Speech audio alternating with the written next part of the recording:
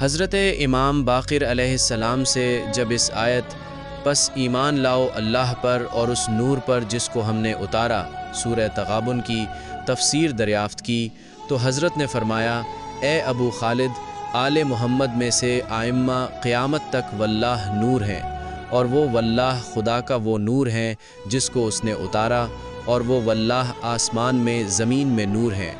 واللہ اے ابو خالد، یقیناً امام کا نور قلب مومنین میں آفتاب سے زیادہ روشن ہے، اور وہ قلوب مومنین کو منور کرتے ہیں، اور اللہ ان کے نور کو جن سے چاہتا ہے روک دیتا ہے، پس ان کے قلوب اندھیرے میں چلے جاتے ہیں۔ امام فرماتے ہیں، واللہ اے ابو خالد، کوئی بندہ ہم سے محبت و تولا نہیں کر سکتا جب تک اس کے دل کو اللہ پہلے پاک نہ کر دے،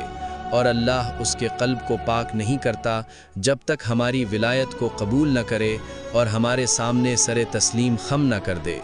جب وہ ہمارے سامنے جھک جاتا ہے تو اللہ اس کو سخت حساب سے بچا لیتا ہے۔